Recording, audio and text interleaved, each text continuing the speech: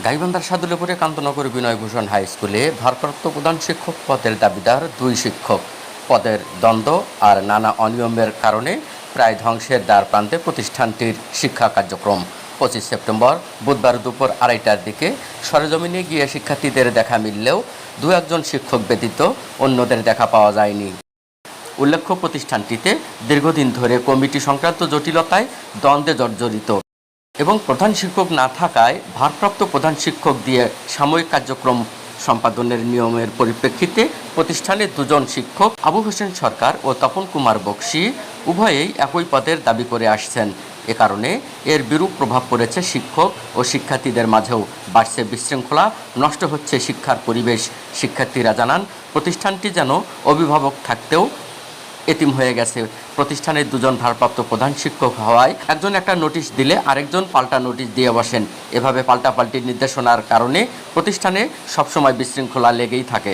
এদিকে প্রতিষ্ঠানের শিক্ষার মান ক্রমশ ধ্বংসের দিকে যাচ্ছে। ভাঙা চালের নিচে ক্লাস চলাকালীন বৃষ্টিতে ভিজতে হয় শিক্ষার্থীদের, মেয়েদের কমন রুম নেই, এমন অসংখ্য সমস্যায় জর্জরিত প্রতিষ্ঠানটি, কিন্তু সেদিকে কারো নজর নেই বলে অভিযোগ শিক্ষার্থীদের। অনতিবিলম্বে ঐতিহ্যবাহী প্রতিষ্ঠানটিতে শিক্ষার পরিবেশ ফিরিয়ে আনতে সকল অনিয়ম বন্ধে প্রয়োজনীয় পদক্ষেপ গ্রহণে সংশ্লিষ্ট কর্তৃপক্ষের হস্তক্ষেপ কামনা করেন এবং দ্বন্দ্ব নিরসনে একজন বৈধ ভারপ্রাপ্ত প্রধান শিক্ষক নির্ধারণ করে তার পদায়ন নিশ্চিত করারও দাবি জানান শিক্ষক, শিক্ষার্থী ও শিক্ষানুরাগী সচেতন মহল। ডিজি মহোদয় চিঠির আলোকে তপনবাবু যে ভারপ্রাপ্ত তাকে করছিল সে বাতিল করছে, তাকে বাতিল করে আমাকে বহাল করছে। সে বহালের পরে আমি বেতন ভাতা উত্তোলন করি। আমার মধ্যে সমুদায় শিক্ষকের বেতন ভাতা উত্তোলন হয়, সবাই উত্তোলন করছে বেতন ভাতা। তারপরে আমি এটা 22 তারিখে নোটিশ করি, ছাত্রদের ক্লাস 6 ক্লাস 8 রেজিস্ট্রেশন নোটিশ করি। নোটিশটা আমি গাইবান্ধা গেছি, নোটিশটা আবার ওটা উপেক্ষা করিয়া ওরা আবার নোটিশ করছে। এটা তপনবাবু আমি বিভাজন করে দিয়েছিলাম ছাত্রদের টাকা আদায়ের জন্য, ওরা বেঁধে রেখে নতুন করে নোটিশ করছে একটা করিয়ে। এটা নিয়ে আমি যখন ওই যে তপনবাবু আসে নাই, তা আমি সিনিয়র টিচার তাকে জিজ্ঞাসা করলাম। সে তো বলার পরে সে তারই অনুসারী, তাই বলার পরে সে আমার উপরে একটু রাগার নিতে পারে, এই তার সাথে একটু বাকবিতণ্ডা হয়। সে আমার উপর রাগার নিতে হয় বাকবিতণ্ডা, সেই কারণে বাকবিতণ্ডা। একটু যদি আমার একটা সমস্যা হয়েছিল, পেমেন্ট স্টপ ছিল, সেই সময় স্কুলে আমি আসি নাই। সেই সময় তপনবাবু দায়িত্ব ছিল, দায়িত্ব থাকাকালীন ওরা 800-900 টাকা করে উত্তোলন করছে। এই যে রেজিস্ট্রেশন ফি টাকা সহ পরীক্ষা ফি সহ 800-900 টাকা এটা উঠছে। আমাকে বারংবার ছেলেমেয়েরা আছে টাকাটা দেয় যে স্যার টাকা দেয় না, আমার পরীক্ষা 4টে হয়েছে আর বাকি পরীক্ষা হয় নাই। আমরা তো দেখো, তোমরা দেখো, একটু সময় অপেক্ষা করো, এটা তো আগে বলো, মৌখিক বলো বা প্রিজন বলে আবেদনও দাও, দেওয়ার পরে তার পরবর্তীতে দেখো তোমার কী হয়। এরকম করে বেশ কিছু কালক্ষেপণ হয়। কালক্ষেপণ তারা তো বারংবার তাকে মৌখিক বলতে দিচ্ছি, আবেদনও দিচ্ছি, কিন্তু তারা দায়িত্বশীল, তারা এখানে কোনো রকম কর্ণপাত করেন না। কিন্তু ওই যে মাঝখানে একজন শিক্ষক তপন কুমার বক্সী, উনি এসে প্রধান শিক্ষকের অধিকার আদায় করেন। সেটা ছিল একসময় স্কুলে ভেজাল ছিল, ক্ষণিকের জন্য ওনাকে দায়িত্ব দিয়েছিলেন স্যার, কিন্তু এখন সে দায়িত্ব থেকে তাকে অব্যাহতি দেওয়া হয়েছে। আর আবু হোসেন স্যার পুনরায় বহাল হয়েছে, সে ক্ষমতা ফিরে পাইছে। ওনার দ্বারা 1 মাসের বিলও হলো।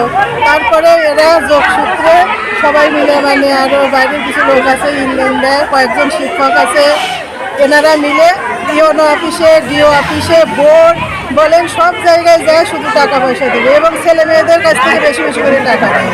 পরীক্ষার ফি 300 টাকার বেশি লাগে না, সেখানে 1000 টাকা পর্যন্ত পরীক্ষার ফি নেয়। 700, 800, 900, 1000 টাকা এভাবে পরীক্ষার ফি নিচ্ছে। সে পরীক্ষা তো হলেই না, 3টা পরীক্ষা হয়ে বন্ধ হয়ে গেছে। সে ছাত্রছাত্রীরা পরীক্ষার টাকা ফেরত চায়, ওদের মানে কটু ভাষায় ওদের কথাবার্তা বলে। আমরা এখানে সায়েন্সের ক্লাস করি, যখন বৃষ্টি হয় তখন আমরা এখানে ক্লাস করতে পারি না, এখানে এক হাতে পানি হয় এবং আমরা ক্লাস করতে পারি না, আমাদের ক্লাস ঠিক মতো হয় না।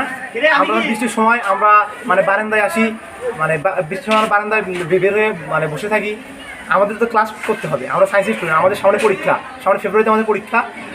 আমাদের পরীক্ষায় কী করবো তা আমরা নিজেও জানি না। আমাদের বিদ্যালয়ে এই পরিস্থিতি। আমরা চাই যে কর্তৃপক্ষ যেন আমাদের বিদ্যালয়টা যেন করে, দেখে এবং আমাদের বিদ্যালয় ভালো করার চেষ্টা করে। এবং আমাদের যে আমরা যে হলো অর্ধবার্ষিক পরীক্ষার জন্য আমাদের যে টাকাটা নিল, এই টাকাটা নিচে হলো 700 কয়েক টাকা। এটা আমাদের হলো সেশন ফি সহ। ভারপ্রাপ্ত প্রধান শিক্ষক ছিল হলো তপন কুমার বক্সী, উনি নিছে। জি, উনি হলো টাকা তুলছে, আমরা জানি না যে প্রধান শিক্ষক কে। আপনি স্কুলে কোনো তো নোটিশ দেয় 2টা, আমরা কার্ডটা মানবো, 2টা নোটিশ দেয়, প্রধান শিক্ষক 2জন। অভিযোগ সেরকম না। এই যে স্কুলের চাল ভাঙা, আমরা স্যারকে অনেকবার বলছিলাম স্যার চালটা একটু মেরামত করে দেন, আমরা ক্লাস করতে পারতেছি না, ওইটা কথা শুনি নাই। আমাদের এই রুমে প্রায় অনেক ছাত্রছাত্রী, এটা গুদামের মতো, মানে এতটা গরম রুমটার মধ্যে যাওয়ার মতো না। লাস্টের ফ্যানটা নষ্ট, আমরা স্যারকে বললাম স্যার একটা ফ্যান মাত্র চালু, আরেকটা ফ্যান ভালো করে দেন, সেখানে কোনো ভ্রুক্ষেপ নাই। আর অথচ আমাদের পরীক্ষার তুলে ওনারা যে কি করে আমরা এটাই বুঝি না। আমাদের যে ছোট বোন আছে, তারপরে হচ্ছিল আমাদের ফ্রেন্ডরা আছে মেয়েরা, এরা যে কমন রুম একটা যে তাদের একটা যে নিজামন রুমটাও ভাঙ্গা, ওখানে কোনো কিচ্ছু নাই। তারপরে এই যে কারিগরি এই পাশে ওখানে ছেলেপেলেরা, বাইরে ছেলেপেলেরা ওখানে বিড়ি খায়, মানে নেশা করে ওখানে। কিন্তু বড় কথা, স্কুলের দুইটা মনে হয় হেড শিক্ষক, মানে একবার আমাদের এই স্যার একটা মানে চিঠি দেবে, তারপর ওই স্যার দেয়, আমরা কার্ডটা মানবো। যদি এই স্যারের পক্ষ নেই ওই স্যার মন খারাপ করে, ওই স্যারের পক্ষ নেই এই স্যার মন খারাপ করে। আমাদের চাও সবচেয়ে বড় কথা, আমাদের স্কুলে ঠিক করতে হবে, স্কুলের রুম এগুলো সব কিছু ঠিকঠাক করতে পারে। স্কুলে যে ন্যায্য শিক্ষক, হেড শিক্ষক, তাকে আমরা চাই। হ্যাঁ, এই আগে ঠিক করলে চাইছিবি, প্রতিষ্ঠান চাইছিবি আগে ঠিক করলে, আমার ঠিক করে গেল, তখন আবার চাপার দিকে দেখিয়ে ওই পৌঁছল, ওই আর নাই, কারণ আমার ঠিকঠাক কিচ্ছু করলো না, ওই ওর মতো চলে গেল একে মাঠের বাইরে, আর নাই সাইদুল মাস্টার বাইরে মোটর সাইকেল চড়িয়ে কাটলে দিয়ে ওইদিকে, মানে উনি কোথায় গেল তো আমার বলতে পারবেন।